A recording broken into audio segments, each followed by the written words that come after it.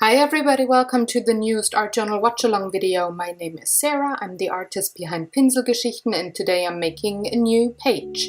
And I'm starting off with putting on a glove and dipping my fingers in some acrylic paint and just going down, having some marks there. So the name of the page is Scars, and this is pretty much the part where the helplessness, the knowledge of what's to come, and the scarring that happens on your soul, that's that moment that I'm depicting here by using acrylics, my hand, and some ink.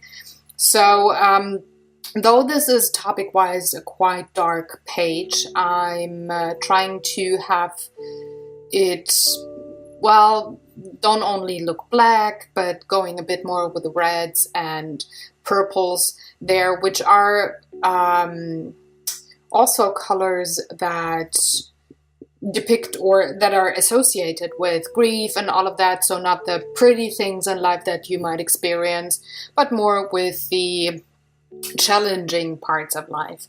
So this page is very personal to what's going on currently. I already said in a talk o'clock on Saturdays that it might be that I can't upload videos on time all the time, or that they are delayed or not even uploaded on a certain day at all, because I'm pretty much well, on call, so to say, to take care of one of my very close family members who's very sick, and he will lose the fight at one point. We don't know the point, but he will, and this is kind of, well, my way of dealing with that issue here. So I know what's to come, I know how hard it is, and I know that my soul will bear scars for the rest of my life, and that's okay, because I can't do anything about it anyways. But what I can do, and what is kind of like the meaning of the hand there, of my hand, is the way I deal with it. And I chose art because that's kind of like my therapy anyways. And I really just love doing artwork and well, showing what my brain produces every day, because I see those paintings in my head way before I put them on any kind of paper or canvas or something. So I'm just going back and forth here with two tones of red, a bit of graphite, and a bit of skin tone acrylics to paint the hand, trying to stay quite realistic with light and shadow, but otherwise being, well, maybe not realistic with the colors, and that's fine. So the hand here could be scratching something, and therefore you have scars afterwards, or it could put the finger on there and stop the bleeding. So whatever you see in this particular picture here.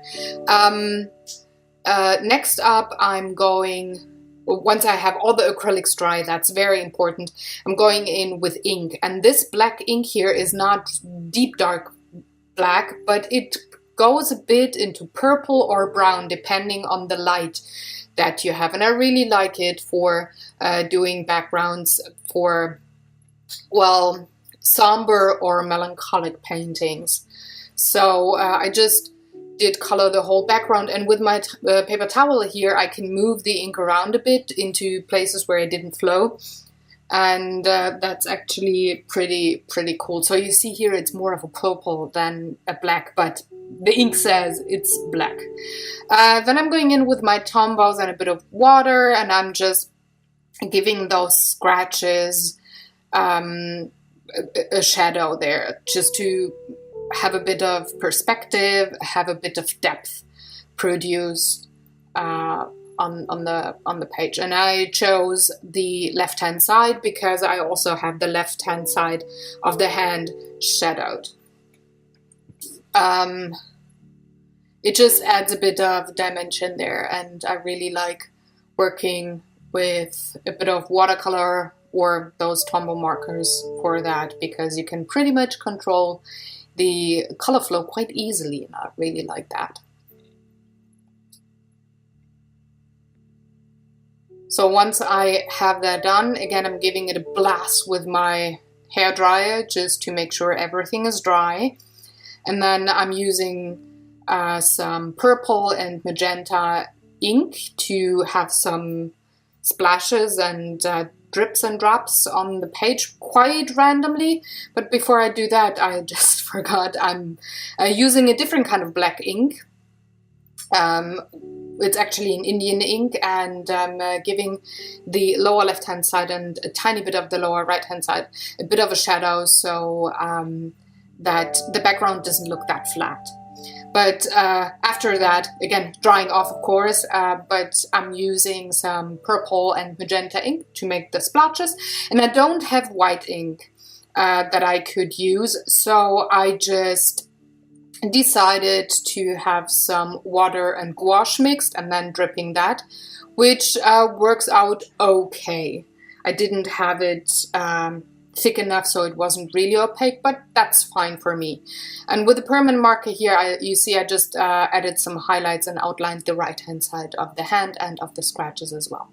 So now you see here I do have tons and tons of liquid ink there, and it starts running, so I'm just blotting a bit off and helping the drying process along. But the shape of the splotches, you can see on the upper right hand side especially, it stays the same once you blot away a bit of the color. It doesn't change the shape, so that's cool. And now that I do have the magenta ink on, it looks way more vibrant and well, busy, just because I added those ink splotches. And you can see here I'm mixing the gouache and some water for the white splotches. Again, it was only semi-opaque. Would I have used less water and a bit more of the gouache, it might have been way more opaque in the end, but you can see here it's only semi. But again, fine to me. It adds a bit of, well, highlight, or it lifts the painting a bit, or just counteracts all the purples and magentas here.